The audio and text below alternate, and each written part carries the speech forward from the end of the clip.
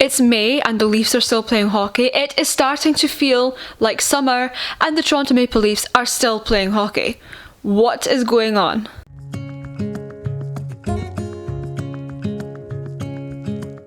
Hello everybody, welcome back to my channel. I'm Victoria and I talk about all things NHL related from across the pond in Scotland, and today I am both previewing the series and also talking briefly about game 1 because I just didn't really have time to do a series preview, unfortunately. I just ran out of time this week. So here I am combining the two because it is game 2 tonight. So here are my thoughts. I made these notes before the series started, so this is without the experience of game 1. So I had down that in the first round, the Leafs were obviously 3-1 up against Tampa, whereas the Panthers were 3-1 down against the Bruins. So it's up to you whether you decide that the team that has the lead first or the team that makes the comeback is the stronger one. But for sure, this will probably be a tight series between the two teams.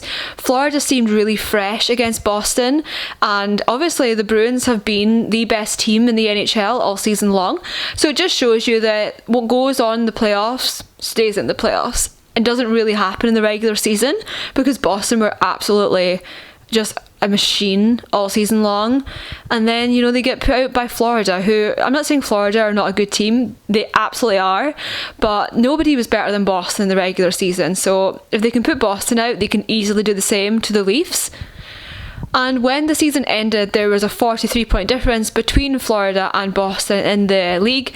So it seemed like it was going to be clear. And I got my bracket wildly wrong. I put the Bruins were going to sweep Florida, which obviously did not happen and was a terrible take. They have the likes of Barkov, Tkachuk. They're very aggressive. They're a fast team. And the Leafs definitely need to pick up the pace. Also, while there isn't a Vasilevsky level of goaltending, Bobrovsky has very good games and not so good games. He is a good goaltender and the Leafs will definitely be challenged by him. However, the Toronto Maple Leafs have overcome the curse of the first round and all of the adversity and mental challenges that come with that, so it could go either way. And coming off of game 1, which of course the Leafs lost 4-2 to Florida, it was a tight game. The Leafs played really well. I really enjoyed how they played. They didn't get any lucky bounces that game. Some things just didn't go their way, which happened to before, which that's just how hockey works, unfortunately. Bobrovsky was incredible. He just played just so well. Like, Florida were very fast and fresh again, and I like Florida. Obviously I don't like them as much as the Leafs, but I have a lot of respect for a team like Florida. And for some reason I don't know why this reason is, but there's a lot of early games for Florida during the regular season. So of course, as a European fan, I have seen quite a lot of Florida, and I usually do during the season. So they're a team that I know a fair bit about because I've seen them quite a lot, and I quite like them. I won't lie, there's no real rivalry there.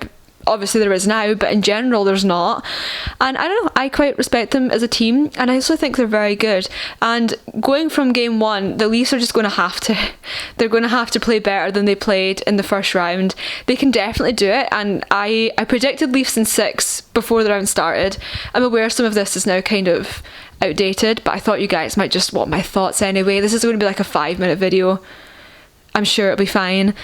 So it could go either way. I'm excited for game 2 tonight. I feel like the Leafs might have just settled into it a little better now, and they might just take advantage of being at home. Also, just to quickly touch on the Leafs fans not getting to Florida thing, I have never seen so many lovely people trying to help each other out on the internet. It was very heartwarming to see. Twitter's often a hostile place. I love genuine human moments like that. It restores my faith in social media and humanity. So these were just my very quick thoughts on the Leafs versus Panthers second round, and also briefly on game 1. I will be back with my game 2 analysis. I'm not a professional, but my game 2 thoughts, I guess. So I hope everybody enjoys the game tonight. Thank you so much for watching, guys. I'll be back soon with more hockey chats from across the pond. Bye, guys. Making echoes as we walk. There's no one left but you and me. It's like I'm made only